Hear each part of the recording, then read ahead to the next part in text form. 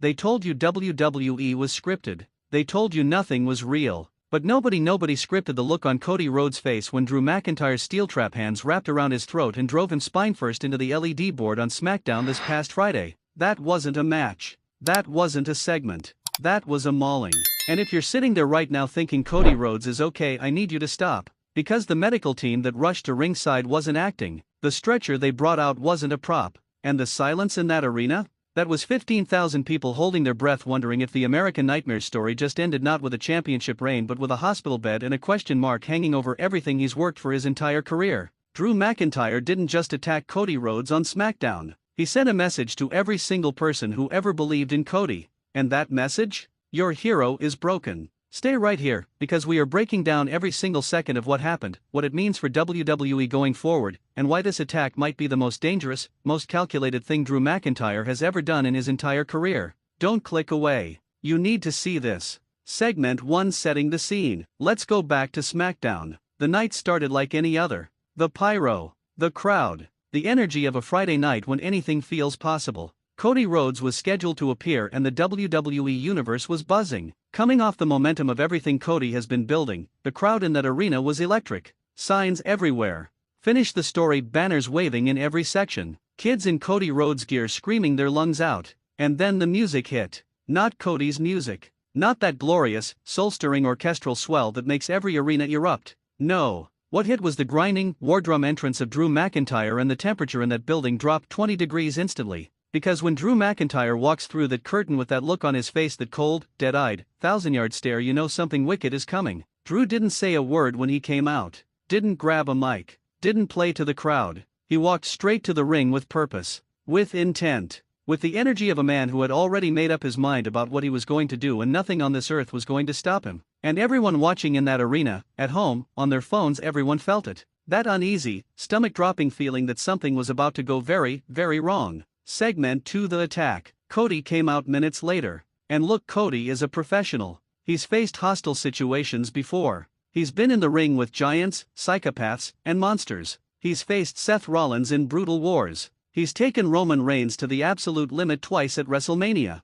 Cody Rhodes does not scare easy. But even Cody seemed to sense it. There was a moment, and if you watch the footage back, slow it down and pay attention, there's a half second where Cody's eyes lock onto Drew's and you can see him recalibrating. Reassessing. Like a man who just realized the situation he walked into is far more dangerous than he anticipated. Drew didn't let him finish that thought. The moment Cody stepped through the ropes, Drew was on him like a predator that had been waiting in the grass for hours. The first shot, a brutal, thunderous Claymore attempt that Cody barely dodged, sent a shock through the building. But Drew recovered in an instant. He grabbed Cody by the back of the head, and what followed was one of the most vicious, sustained beatings we have seen on WWE television in years. We're talking repeated headfirst drives into the turnbuckle. A Glasgow kiss, Drew's signature headbutt that cracked so loud the ringside mics picked it up crystal clear. Cody hit the mat and Drew didn't stop. He dragged him back up. He launched him into the ropes. He hit a future shock DDT onto the exposed concrete outside the ring that made everyone in the arena gasp simultaneously like one horrified organism.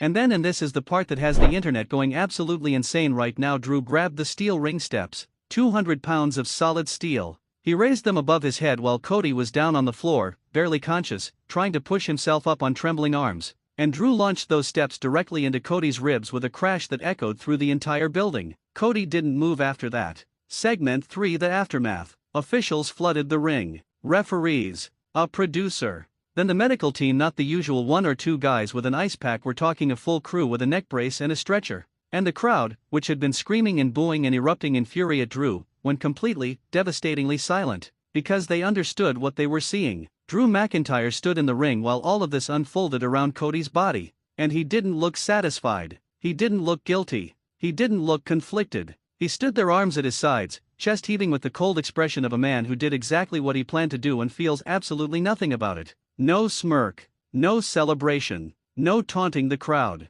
Just silence. Just that empty, terrifying calm. That's what makes this different from your average heel attack. Heels celebrate. Heels taunt. Heels play to the crowd and soak in the hatred because that hatred feeds them. Drew McIntyre didn't want your hatred Friday night. He wasn't performing. He wasn't putting on a show. He was delivering a consequence. And that is infinitely more frightening than anything a screaming, grandstanding villain could ever do. Cody was helped onto the stretcher and wheeled up the ramp. The cameras caught his face pale, eyes half open, jaw slack. The finish, the storied banners in the crowd suddenly felt incredibly cruel in that moment, like a cruel irony hanging in the air. Because the story might have just been finished, just not the way anyone wanted. Segment 4: Why Drew Did It, the deep dive. Now let's talk about the why. Because this didn't come from nowhere. You don't become this version of Drew McIntyre, this ruthless, surgical, emotionless destroyer, without a story. And Drew's story with Cody Rhodes has been simmering for longer than most people want to admit. Drew McIntyre believes genuinely, deeply, with every fiber of his being, that Cody Rhodes stole what was rightfully his.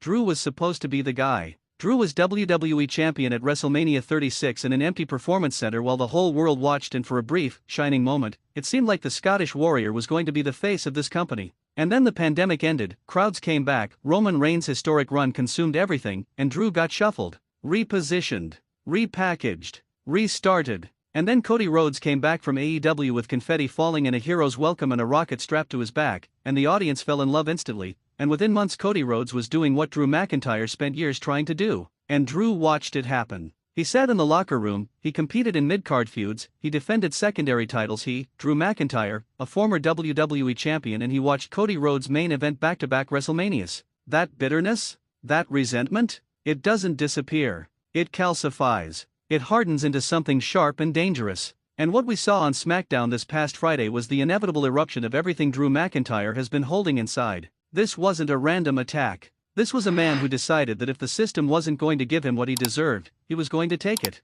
Starting by removing the biggest obstacle in his way. Segment 5: What this means going forward. Here's where it gets really interesting. Because this attack doesn't just affect Cody Rhodes and Drew McIntyre. This has ripple effects across the entire WWE landscape. Think about it. If Cody Rhodes is genuinely out of action even for a few weeks, what happens to everything that was building around him? What happens to the championship picture? What happens to the rivalries that Cody was at the center of? There is a vacuum now. A massive, gaping power vacuum on SmackDown. And in WWE, whenever there's a vacuum, you get chaos. You get opportunity. You get people clawing over each other trying to position themselves. And Drew McIntyre is standing at the center of all of it, completely in control. Think about the message this sends to the rest of the locker room. If Drew McIntyre can put Cody Rhodes on a stretcher on national television with no warning, no build-up, no official match, what does that mean for everyone else? Who is safe? Who wakes up next Friday and walks to that ring knowing Drew isn't waiting backstage with bad intentions and a score to settle? Nobody. Nobody is safe. And Drew knows it. That's the point. That's always been the point. Closing the call to action. Look, I've been covering WWE for a long time on this channel. I've seen brutal attacks. I've seen shocking moments. I've seen turns and twists and swerves that made my jaw hit the floor. But something about what Drew McIntyre did to Cody Rhodes on SmackDown felt different. It felt personal in a way that transcended anything scripted. It felt like watching something real, something dangerous unfold in real time. And I need to know what you think. Drop it in the comments right now. Is Drew McIntyre the most dangerous man in WWE today? Is this the beginning of Drew's path back to the top? And most importantly, can Cody Rhodes recover? Not just physically, mentally. Can a man who just got destroyed that brutally on live television walk back into that arena, look Drew McIntyre in the eye, and still believe in himself enough to finish the story? Comment your answer. Share this video because your WWE friends need to see this breakdown. And if you're not subscribed to Ring Rumble 1 yet, what are you doing? Hit that subscribe button right now because we cover every twist, every turn, every brutal moment in professional wrestling with the depth and the passion this sport deserves. The American Nightmare got a rude awakening on SmackDown. But nightmares, real nightmares, don't end when you wake up. They follow you. This is Ring Rumble 1, and we'll see you in the next one.